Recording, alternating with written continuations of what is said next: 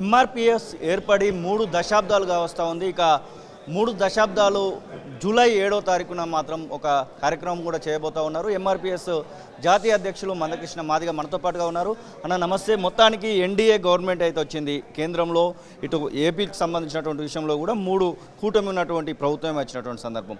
మొత్తానికి పునాదులు పడిపోయి ఎప్పటి నుంచో మీరు వెయిట్ చేస్తున్నటువంటి సమయం రానే వచ్చింది అనుకోవచ్చా? సుప్రీంకోర్టులో మీకు అనుకూలంగా జడ్జిమెంట్ వస్తుందనేటువంటి ఆశ కలుగుతూ ఉందా?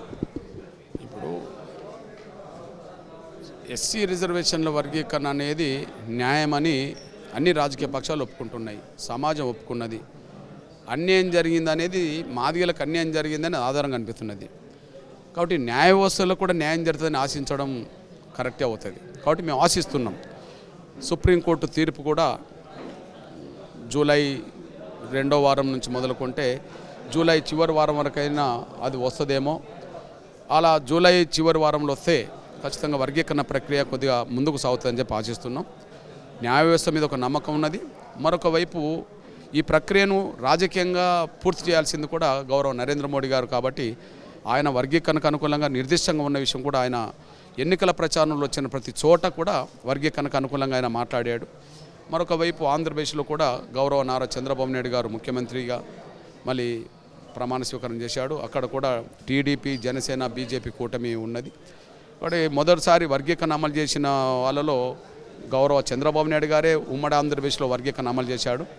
మళ్ళీ మొన్న ఎన్నికల్లో కూడా ఖచ్చితంగా మళ్ళీ మన టీడీపీ, బీజేపీ, జనసేన కూటమి ప్రభుత్వమే వర్గీకరణ అమలు చేస్తుందని చెప్పి ఆయన పదే పదే మాట్లాడుకుంటూ వచ్చాడు. కాబట్టి అక్కడ వర్గీకరణకు అనుకూలమైన నరేంద్ర మోడీ గారు 3వసారి ప్రధానమంత్రి కావడం, వర్గీకరణకు అనుకూలమైన చంద్రబాబు నాయుడు గారు ఇక్కడ 4వసారి ముఖ్యమంత్రి కావడం అనేది ఇక వర్గీకరణ త్వరగా జరుగుతుందని చెప్పి మాదిగలు, సమాజం ఆశించడానికి అవకాశం వచ్చింది. ఇప్పుడు మొత్తానికి 3వసారి ప్రధానమంత్రిగా మోదీ అయితే అయ్యారు. ప్రధానమంత్రి అయినప్పటి ఎప్పుడైనా అపాయింట్మెంట్ తీసుకొని కలిసేటువంటి ప్రయత్నం చేస్తారు? ఎందుకంటే మొదటి నుంచి కూడా మీరు అవుట్ రైట్గా సపోర్ట్ చేస్తూ ఉన్నారు బీజేపీకి దేశవ్యాప్తంగా కూడా.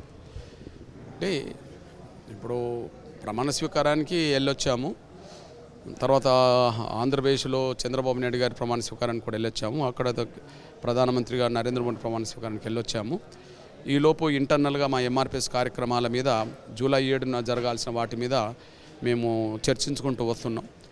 పార్లమెంట్ సమావేశాలు మళ్ళీ త్వరలో మొదలు కాబోతున్నాయి. కాబట్టి ఢిల్లీకి వెళ్ళడం జరుగుతుంది. అప్పుడు ఎవరెవరిని కలవాలనే విషయంలో మరొకసారి నిర్ణయం తీసుకోవడం జరుగుతుంది. ఏది ఏమైనా 30 ఏళ్ళుగా పోరాటం చేస్తున్న ఒక అంశం కీలక దశకు చేరిందని మేము భావిస్తున్నాం.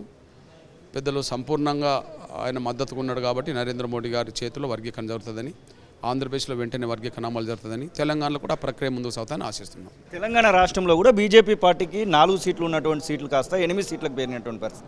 ఓటింగ్ పర్సెంటేజ్ కూడా పెరిగింది. దానిలో ఎంఆర్పిఎస్ పాత్ర గురించి ఏమైనా మాట్లాడుకోవాలనుకుంటే? దేశంలో ఎన్నికల ప్రక్రియ విశ్లేషణ మనం చూస్తే, ఓటింగ్ సర్లీ చూస్తే కొన్ని చోట్ల నష్టపోయిన కాడ 1% నుంచి 4-5% వరకు ఓటు నష్టపోయింది బీజేపీ. కొన్ని చోట్ల లాభపడ్డ కాడ 1% నుంచి 4-5% ఓటు లాభపడ్డదికి బీజేపీ. కానీ తెలంగాణ రాష్ట్రంలో మాత్రమే 4 సీట్లను 8 సీట్లు పెంచుకున్నది.